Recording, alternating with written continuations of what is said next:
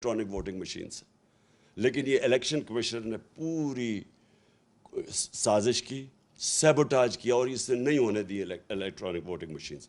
لہٰذا میری number 1 demand یہ ہے کہ اگر آگے اب ہم نے نکلنا ہے تو سب سے پہلی چیز تو ہمیں ایک کریڈیبل الیکشن کمیشن چاہیے. نمبر 2، دیکھیں مشکل ہے، حالات ہمارے اس وقت مشکل ہیں، اور جس طرح جتنی دیر یہ گورنمنٹ رہے گی مزید اور مشکلیں بڑھتی جائیں گی، اور اس میں سے نکلنے کے لیے صرف اگر ہمیں قوم بنے، قوم ہی نکل سکتی ہے. دیکھیں یہ میں آپ کو سمجھانے کی کوشش کر رہا ہوں کہ قوم اور ہجوم میں بڑا فرق ہوتا ہے. جب ایک قوم بن جاتی ہے تو وہ جب مل کے 22 کروڑ لوگ جب مل کے فیصلہ کرتے ہیں کہ ہم نے مثلا اپنے قرضے اتارنے ہیں، وہ اتار دیں گے اپنے قرضے. جب ایک قوم فیصلہ کرتی ہے کہ ہم نے ٹیکس اکٹھا کرنا ہے تاکہ ہمارے پاس پیسہ ہوتا کہ ہم اپنے اسکول بنائیں، ہسپتال بنائیں، اپنی انفراسٹرکچر ٹھیک کریں، وہ کر سکتی ہے قوم. جرمنی اور جاپان دوسری جنگ عظیم کے بعد بالکل ختم ہو گئی تھی، ایک بلڈنگ نہیں کھڑی تھی. آپ تصویریں دیکھیں ان کی. دوسری جنگ عظیم کے بعد جاپان کے اوپر 2 ایٹم بم گر چکے تھے، ان کی ایک بلڈنگ نہیں کھڑی تھی. لیکن کیونکہ وہ قومیں تھیں، قوموں نے مل کے 10 سالوں میں وہ پھر سے کھڑے ہو گئے. تو ہم تو اللہ نے اس ملک کو اتنا زیادہ دیا ہے کہ ہمیں، آپ کو بھی نہیں اندازہ کہ اس نے کتنی نعمتیں بخشی ہیں.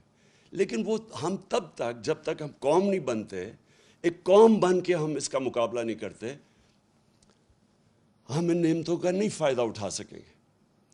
ہم جب، مجھے بڑی اچھی طرح یاد ہے جب زلزلہ آیا پاکستان میں 2005 اور 2010 میں جب سیلاب آیا، کیونکہ میں کام کر رہا تھا، ریلیف ورک کر رہا تھا، میں لوگوں کے بیچ میں تھا.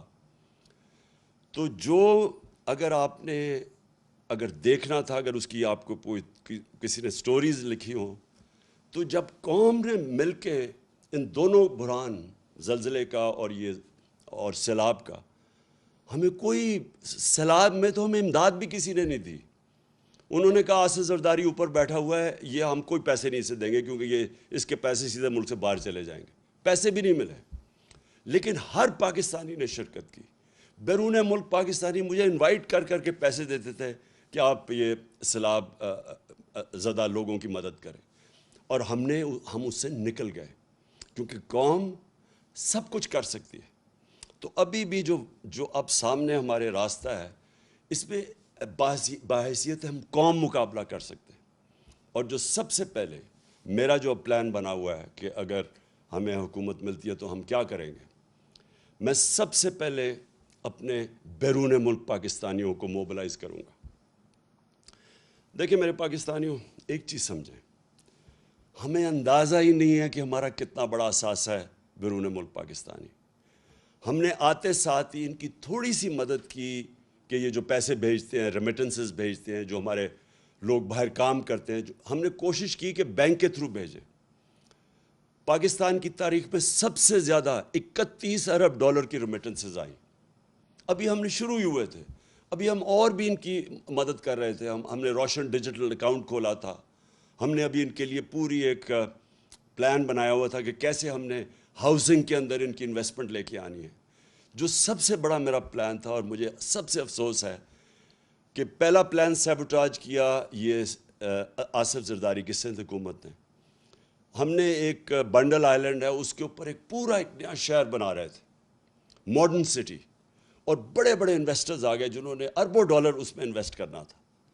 تو اس سے ہونا کیا تھا کہ اس سے ایک تو کراچی جو پھیلتا جا رہا ہے اور جو مشکل، پانی بھی نہیں دے سکتے، سیوریج بھی نہیں دے سکتے، یعنی کراچی کا حالات جو کھنڈر بنتا جا رہا ہے. جب ایک پورا ایک ماڈرن سٹی جس طرح دبئی ہے، کیا وجہ کہ ہم دبئی جیسا ایک جزیرے کے اوپر شہر نہیں بنا سکتے؟ تو وہ پورے انویسٹرز بھی آ گئے. سندھ حکومت نے سیبوٹاج کیا. انہوں نے کہا کہ نہیں، ہم این او سی دے کے واپس لے لیا. اس میں ڈالرز آنے تھے. دوسرا جو راوی سٹی ہے، راوی سٹی لاہور کو بچانے کے لیے پرانا پلان ہے کوئی 15-20 سال کا. اس کے لیے بھی لوگ آ گئے، انویسٹرز تیار ابھی بھی انویسٹرز ہیں, پتہ نہیں ابھی وہ, کیونکہ جب سے ہماری حکومت گئی ہے مجھے نہیں پتہ, وہ بھی آ گئے. ایک عدالت نے 1 سال سٹے آرڈر دے دیا, آگے بڑھ نہیں رہتے ہمیں.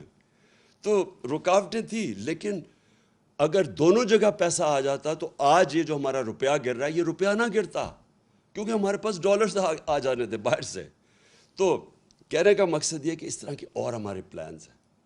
جو بیرون ملک پاکستانی ہیں وہ سب سے پہلے, اگر ہم ان کے لیے جو پیکیج میں تیار کر رہا ہوں, ہم جب ان سے جب پیسہ آئے گا تو جب تک ہماری ایکسپورٹس اوپر جاتی ہے, کیونکہ اس وقت ہماری امپورٹس زیادہ ہے, ایکسپورٹس کم ہے, جب, اور ہماری ریکارڈ ہمارے دور میں سب سے زیادہ ایکسپورٹس ہوئے تھے, تو جب تک ہماری ایکسپورٹس امپورٹس کے ساتھ نہیں ملتی تب تک ہم بیرون ملک پاکستانیوں سے ڈالرز منگوا کے تو یہ پورا کریں گے, جو گیپ پورا کریں گے, تاکہ ہمارے روپے پہ پریشر نہ پڑے جو روپیہ گرتا جا رہا ہے.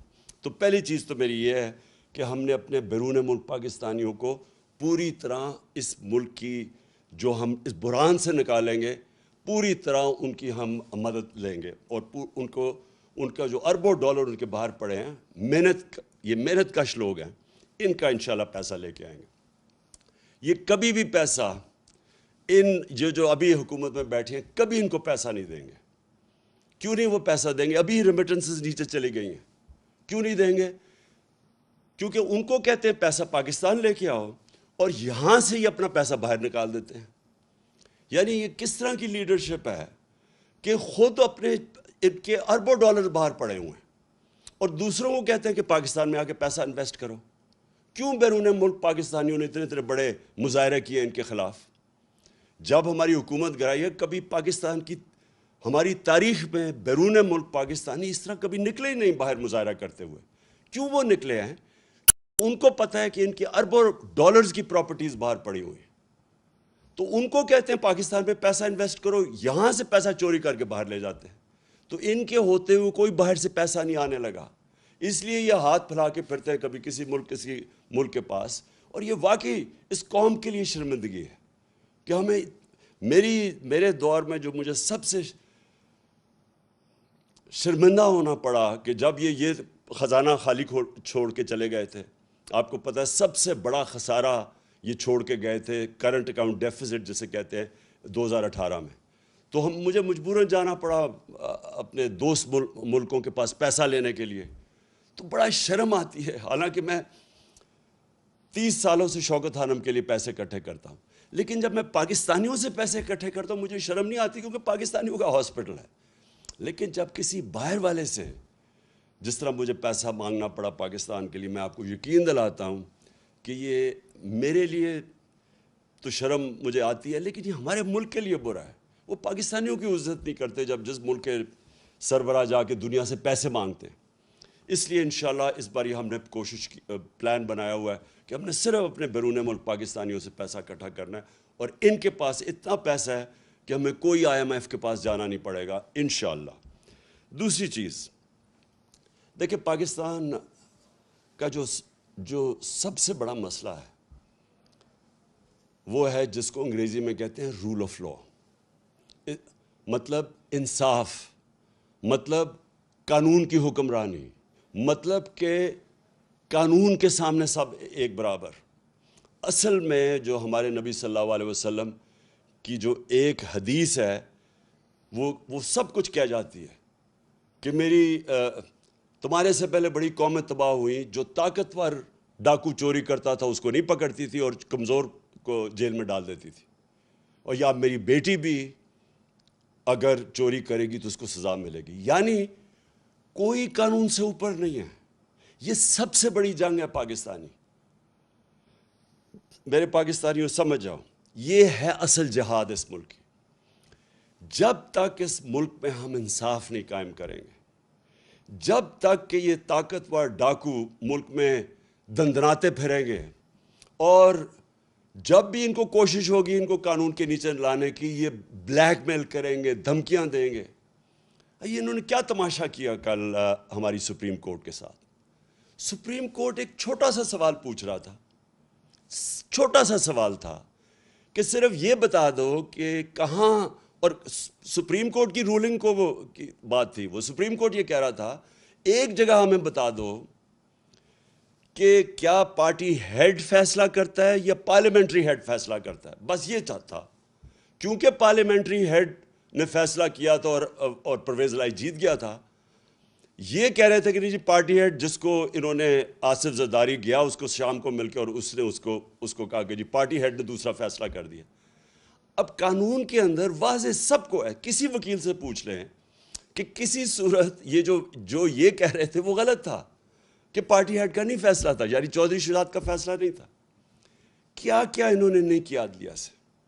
سارے وہ ایک سے ایک بڑا ملک کا ڈاکو بیٹھ گیا ٹیبل پہ اور ایک سے ایک شروع ہو گیا برا, کوئی عدالتوں کو برا بھلا کہنا, تھریٹن کرنا, یعنی دھمکیاں دینا. اور یہی تھا جب نواز شریف کے یہ جو مریم کے نام پہ یہ جو فلیٹ پکڑے گئے پینما میں, یہ تو بیرونی انکشاف ہوا تھا. پینما کے جب جج بیٹھے ہوئے تھے وہ ایک ہی سوال پوچھتے رہے کہ یہ بتا دو کہ پیسہ, آپ نے کہا ہاں ہمارے یہ 4 بڑے بڑے محلات ہیں, بس یہ بتا دو کہ پیسہ کدھر سے آیا خریدنے کا. وہ جواب نہ دیں, سارے دنیا کی جواب دیتے رہے. اور وہ یہ بات صرف یہ کہنے کی, یہ قانون کے اوپر سمجھتے ہیں اپنے آپ کو. یہ سمجھتے ہیں کہ یہ قانون صرف کمیوں کے لیے ہے, یہ صرف عام لوگوں کے لیے قانون ہے, ہم کوئی بہت ہی خاص چیز ہے جو قانون سے اوپر ہے. اور یہ سب سے بڑا مسئلہ ہے پاکستان کا. جب تک ہم ان بڑے بڑے مافیاز کو, یہ جو بڑے بڑے کارٹیلز بیٹھے ہوئے ہیں, مونوپولیز بیٹھی ہوئی ہیں, یہ جو مل کے قیمتیں اوپر بٹھا, جس طرح شوگر مافیا بیٹھ کے اوپر چینی کی قیمت کر دیتا ہے, عوام کو پستا ہے, جب تک ہم ان لوگوں کو قانون کے نیچے نہیں لے کے آئیں گے پاکستان ترقی نہیں کر سکتا. اور یہ ہے اس ملک کی جنگ. آج سے 26 سال پہلے میں نے جب اپنی پارٹی اناؤنس کی تھی تحریک انصاف, اس کا مطلب ہی یہ تھا, کیونکہ میں تو باہر دنیا میں دیکھ لیا تھا, میں تو برطانیہ میں یہ جو قانون کی حکمرانی ہے دیکھ لی تھی, وہاں تو کوئی قانون کے اوپر نہیں ہے. آپ یہ سوچیں کہ ان کا پرائم منسٹر بورس جانسن بھاری اکثریت سے جیتتا ہے الیکشن, اس کی پارٹی اس کو نکال دیتی ہے. کیوں نکالتی ہے؟ صرف ایک چیز سے. انہوں نے کہا سب کے لیے قانون تھا کہ کرونا کے دوران آپ نے اکٹھے نہیں ہونا, تو آپ کیوں اکٹھے ہو گئے؟ اس چیز کے اوپر اس کو نکال دیتے ہیں. یہاں اربوں روپے کی پراپرٹیز ان کی باہر پکڑی جاتی ہیں, جواب دے نہیں سکتے, اور وہ لیڈر بنے ہوئے ہیں. اور اس کی 2 وجوہات ہیں. سب سے پہلی کہ اس ملک کے اندر ہم نے آنے نہیں دی قانون کی حکمرانی. یا ملٹری ڈکٹیٹرز تھے, وہ ویسی قانون کے اوپر تھے, وہ ویسی قانون توڑ کے آتے تھے. پچھلے 62 سال میں آدھا وقت ملٹری ڈکٹیٹرز رہے ہیں اور آدھا وقت یہ 2 خاندان رہے ہیں.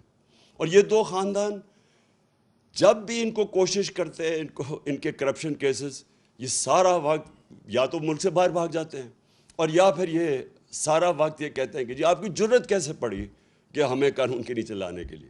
اور جب تک یہ نہیں ہوگا میرے پاکستانیوں, جب تک ہم اپنے ملک میں انصاف قائم نہیں کر سکیں گے, جس ملک میں صرف غریب لوگ جیلوں میں جائیں اور طاقتور ڈاکو ایوانوں میں پھرے پرائم منسٹر بن جائے, اتنے بڑے کیسز ہوں, جب تک ہم یہ نہیں کر سکیں گے, یہ ہے اصل جہاد اس ملک کی.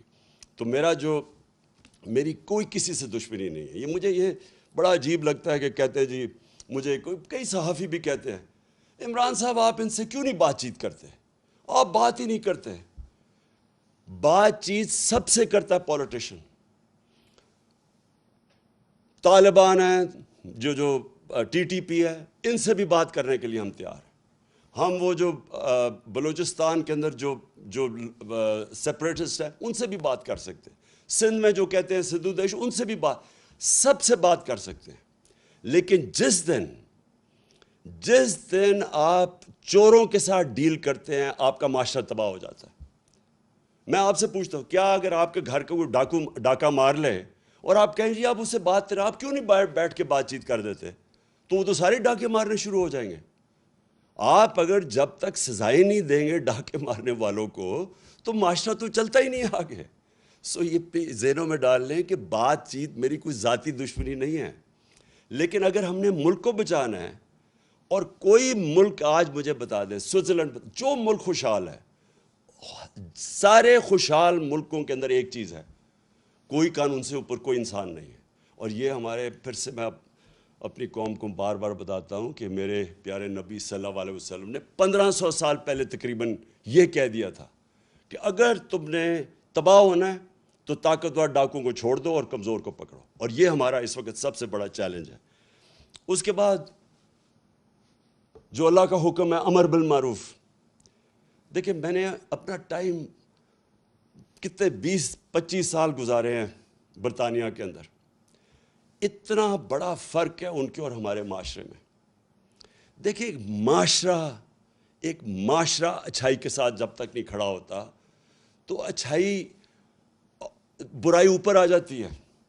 اللہ کا حکم ہے کہ امر بالمعروف، اچھائی کے ساتھ کھڑے ہو اور برائی کے خلاف کھڑے ہو، برائی کے خلاف جہاد کرو۔ یہ جس کو کہتے ہیں، جب تک آپ اپنی اخلاقیت کا معیار اوپر نہیں اٹھاتے معاشرہ اوپر نہیں جاتا۔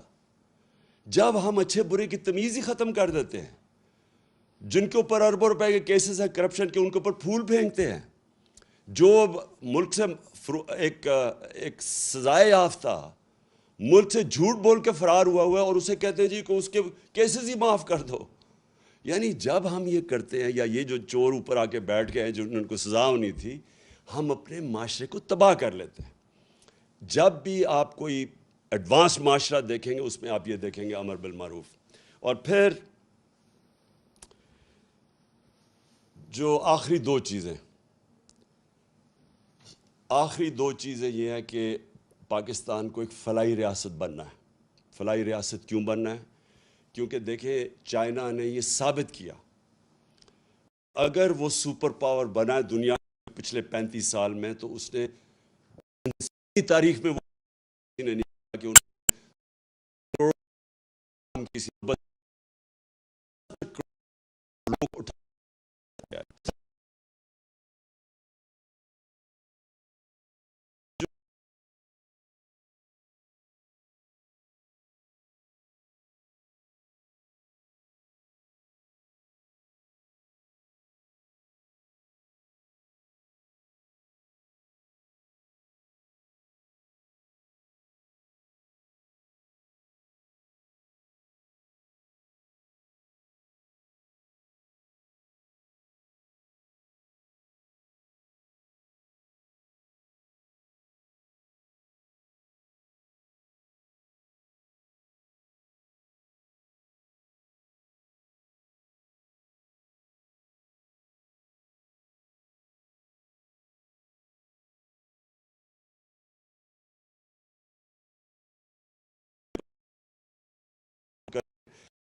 آج کل کے سامنے راشن لے کے، کیونکہ میری پوری جو لوگ کی اس وقت پوری نہیں ہو رہی گھر سے،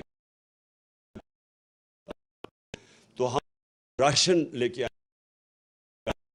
اپنی کھانے پینے کی چیزیں، گھی، آٹا اور چینی کے لیے، تاکہ اپنا راشن کارڈ تاکہ وہ سستی۔ اب میں آخری بات کرتا ہوں۔ آخر پاکستان بنا تھا، میں بار بار اپنے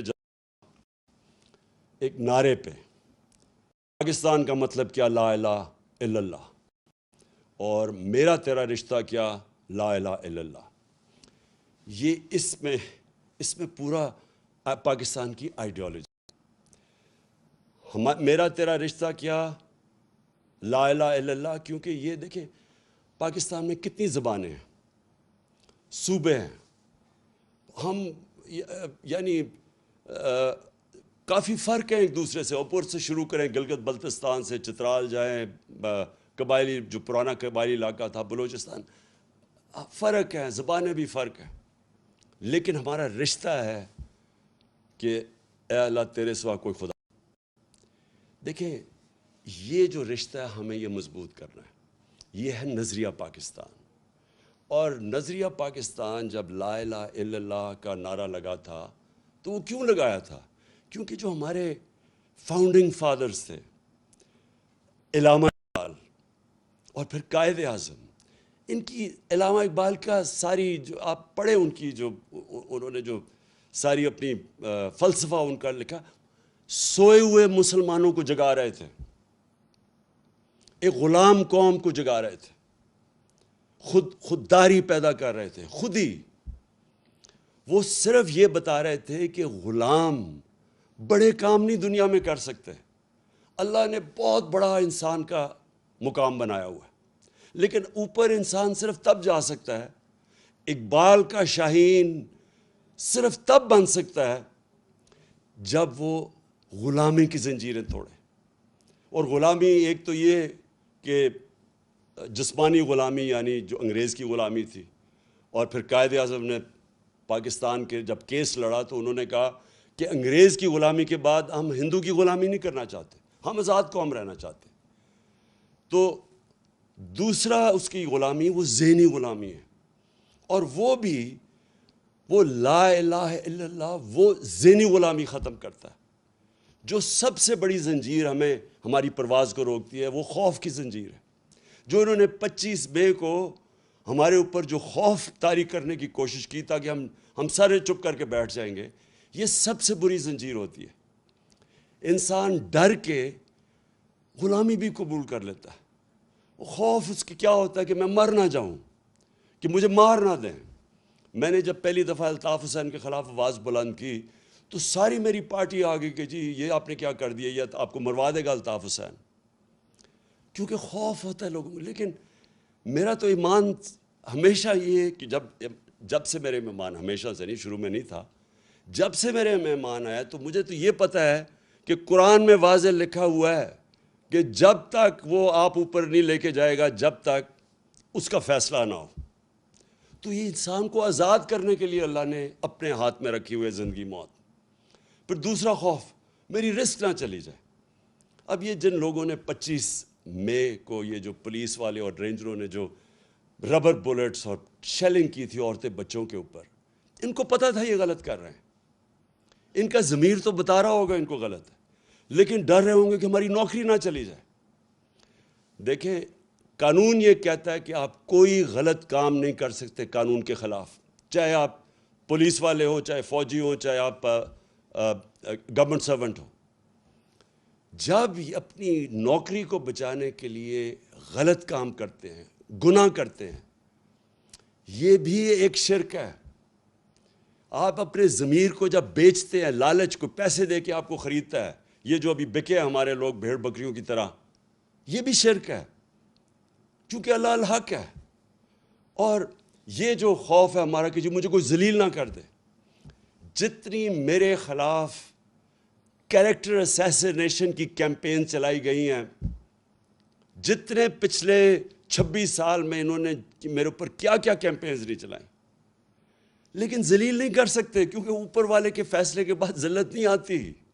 اور انہوں نے اتنا پیسہ خرچ کیا اپنے اوپر، آپ کے عوام کے ٹیکس کے پیسوں سے اپنے اشتہارات دیے، عزت نہیں ملی ان کو کیونکہ اوپر والے کے ہاتھ میں عزت ہے. اللہ جب آپ لا الہ الا اللہ کا دعویٰ کرتے ہیں تو اللہ آپ کو آزاد کر دیتا ہے کہ ایک سجدہ جس کو تو گراں سمجھتا ہے دیتا ہے لاکھوں سجدوں سے نجات. جب آپ ایک اللہ کے سامنے سجدہ کرتے ہیں آپ آزاد ہو جاتے ہیں. لا الہ الا اللہ انسان کو غیرت دیتا ہے، کیونکہ جب آپ سوائے اللہ کے کسی کے سامنے نہیں جھکتے تو لوگ آپ کی عزت کرتے ہیں. اور قوموں کا بھی یہی ہے کہ جب ایک دھمکی آئے امریکہ سے اور ایک دھمکی کے اوپر ہم ان کی جنگ میں شامل ہو جائیں اور اپنے 80,000 لوگوں کو قربان کر دیں امریکہ کے لیے، اور پھر برا بھلا بھی وہ ہمیں کہیں، اور ہم اپنے لوگوں اپنا قبائلی علاقہ تباہ کر دیں ان کو خوش کرنے کے لیے، اور ہم 100 ارب ڈالر سے اوپر اپنے ملک کا نقصان کر دیں، اور ہمارے ملک میں 400 ڈرون اٹیک کریں جس کی کوئی مثال ہی نہیں ہے کہ آپ جس ملک کی مدد کر رہے ہیں وہ آپ کے اوپر ہی ڈرون اٹیک کر رہا ہے، عورتیں بچے مار رہا ہے، اور کوئی بولے نہ خوف کی وجہ سے کہ وہ امریکہ سپر پاور ہے. یہ ہے شرک، میری نظر میں یہ شرک ہے. میں جب یہ جنگ چل رہی تھی میں مسلسل کہتا رہا کہ یہ غلط ہے. مجھے کہہ رہے تھے طالبان خان ہے اور ہر قسم کی میرے اوپر، بلکہ یہ اخباروں میں پڑھے مجھے انہوں نے کیا کیا کہا کہ دہشت گرد ہے اور یہ اور وہ ہے۔ دیکھیں میں اپنی قوم کو سب کو کہنا چاہتا ہوں، ہم نے اپنے آپ کو ذلیل کیا ہے یہ شرک کر کے۔ آپ ریمنڈ ڈیوس مزنگ کے اندر دن دہاڑے 2 پاکستانیوں کو 19 اور 20 سال کے لڑکوں کو گولی مار دیتا ہے۔ اس کی بیوی خودکشی کر لیتی ہے کہ مجھے یہ انصاف نہیں ملے گا کیونکہ امریکن نے گولی ماری ہے۔ آپ کو پتہ ہے کہ پاکستان کے انصاف کے نظام نے کیا کیا؟ اس کو پکڑ کے امریکنز کو واپس کر دیا اور وہ کھلا پھرا تھا۔ کیا پاکستانی وہاں یہ کرے تو کیا وہ معاف کریں گے؟ ہمارے ایمل کانسی نے امریکہ کے اندر 2-3 لوگ قتل کر دیے اور وہ پاکستان آ گیا۔ انہوں نے پاکستان آ کے ہمارے قانون کے یعنی ہماری عدالتوں کے بغیر یہاں سے آ کے اغوا کر کے لے گئے اور ہم نے ان کی مدد کی اغوا کرنے کے لیے۔ اور امریکہ کے اندر جج پوچھتا ہے کہ آپ نے پاکستان سے اس کو اٹھا کے لے آئے کیسے آئے؟ تو اس کا وکیل کہتا ہے کہ پاکستان ڈالر کے لیے اپنی ماں کو بھی بیچتے ہیں۔ یہ ہم نے ذلت اٹھائی ہے، یہ ہمارا قصور ہے، یہ امریکہ کا قصور نہیں ہے، کیونکہ ہم یہ خوف کے بت کی پوجا کرتے ہیں۔ میں کبھی یہ نہیں کہوں گا کہ ہم کسی قوم کی دشمنی لیں، میں یہ کبھی نہیں کہوں گا کہ ہم امریکہ کے ساتھ اپنے تعلقات بگاڑ دیں۔ ہمیں اچھے تعلقات ہمیشہ رکھنے چاہیے امریکہ سے۔ سب سے زیادہ ایکسپورٹ کرتے ہیں ہم امریکہ کو۔ ہماری جو سب سے طاقتور کمیونٹی ہے پاکستانی، وہ امریکن پاکستانی کمیونٹی ہے۔ لیکن غلامی، اس سے بہتر ہے انسان مر جائے کہ اگر آپ نے غلامی کرنی ہے۔ میں تو غلامی سے بہتر ہے کہ آپ کو مر جانا چاہیے۔ دیکھیں ہمیں خوددار قوم بن کے رہنا ہے۔ ہمارے بڑوں نے جہاد کی تھی، جدوجہد کی تھی پاکستان کے لیے، اس لیے نہیں کی تھی کہ آج ہم ایسے بیکاریوں کی طرح پھریں کسی کے سامنے اور جھکیں کسی کے سامنے۔ تو میں آپ اپنی قوم کو یہ صرف کہنا چاہتا ہوں، دیکھیں لا الہ الا اللہ کو سمجھیں، یہ ہماری قوم کو غیرت دے گا۔ ہم اپنے پیر پہ کھڑا ہونا سیکھیں۔ میں یہ جو آج آپ کے سامنے رکھ رہا ہوں، میں اس باری انشاءاللہ بیرون ملک پاکستانی ہوں، ان سے میں انشاءاللہ پیسہ اکٹھا کروں گا تاکہ ہمیں کسی اور کے پاس جا کے ہاتھ نہ پھیلانے پڑے۔ اور میں آپ کو ایک بات بتا دوں کہ ایک دفعہ ہم اپنے پیر پہ کھڑے ہو گئے اور سیدھے راستے پہ لگ گئے، ہم نے اپنے ملک میں یہ عدالتی نظام، قانون کا نظام ٹھیک کر دیا، یہ طاقتور ڈاکوؤں کو قانون کے نیچے لے آئے، مافیاز کو قانون کے نیچے لے آئے، اور اپنی عام لوگوں کی ہمارے میں احساس ہونا چاہیے کہ ان کو ہم اوپر اٹھائیں مشکل وقت میں۔ میں آج آپ کو کہہ رہا ہوں کہ یہ ملک، آپ کو کسی کو نہیں اندازہ کہ جتنی نعمتیں اللہ نے ہمیں بخشی ہیں، یہ کتنی تیزی سے ہمارا ملک اوپر جائے گا۔ میں آج آپ سب کا پھر سے آنے کا شکریہ ادا کرتا ہوں۔ میں آج آپ سب کو پھر سے خراج تحسین پیش کرتا ہوں کہ یہ ساری جو بیرونی سازش تھی، آپ نے قوم بن کے اس کو شکست دی۔ پاکستان پائندہ باد۔